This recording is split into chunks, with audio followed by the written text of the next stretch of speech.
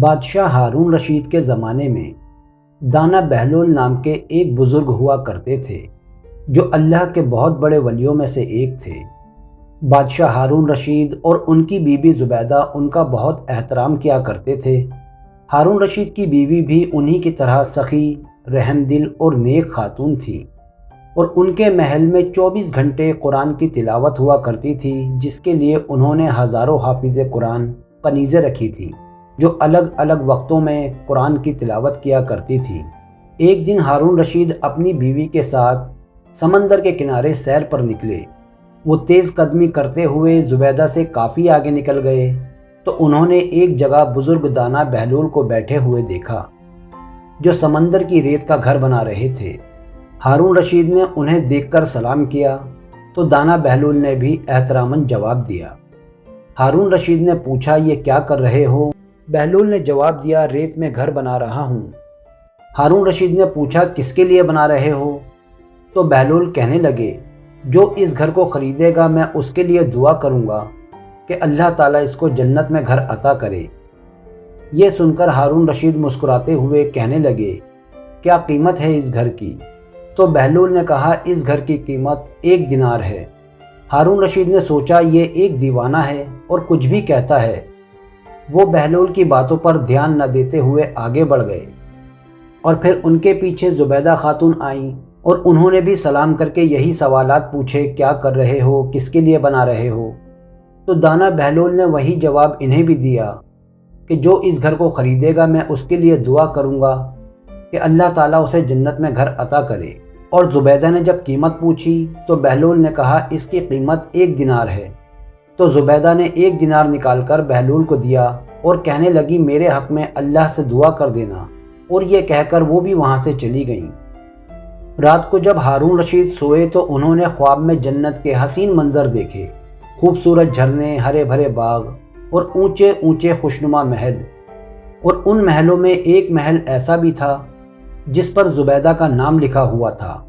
ہارون رشید نے سوچا، کیوں نہ اس محل کی خوبصورتی کو اندر سے بھی دیکھا جائے، اور یہ سوچ کر وہ جیسے ہی محل میں داخل ہونے لگے تو محل کے ایک پہرے دار نے انہیں روک لیا۔ ہارون رشید کہنے لگے، میں بادشاہ ہارون ہوں اور یہ محل میری بیوی زبیدہ کا ہے، اس پر اس کا نام بھی لکھا ہے، مجھے اس محل کی خوبصورتی کو اندر سے دیکھنا ہے۔ ہارون رشید کی بات سن کر پہرے دار کہنے لگا، یہ جنت ہے اور یہاں کا قانون الگ ہے، یہاں جس کا نام لکھا ہوتا ہے اسے ہی اندر جانے کی اجازت ہوتی ہے۔ اور یہ کہتے ہوئے پہرے دار نے ہارون رشید کو پیچھے کی طرف دھکا دیتے ہوئے وہاں سے جانے کے لیے کہا۔ اسی وقت ہارون رشید کی آنکھ کھل گئی اور انہیں یقین ہو گیا کہ بہلول کی دعا زبیدہ کے حق میں قبول ہو گئی، اور وہ خود پر افسوس کرتے ہوئے سوچنے لگے، کاش میں بھی ایک گھر اپنے لیے خرید لیتا تو کتنا اچھا ہوتا۔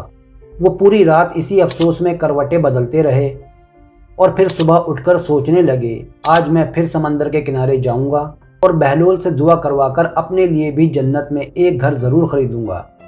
پھر وہ شام کو سمندر کے کنارے بہلول کو تلاش کرتے ہوئے ادھر ادھر دیکھنے لگے۔ کچھ ہی دور پر انہوں نے بہلول کو اسی طرح ریت پر گھر بناتے ہوئے دیکھا۔ قریب جا کر ہارون نے سلام کیا تو بہلول نے بھی جواب دیا، اور اس کے بعد پھر وہی سوالات شروع ہو گئے۔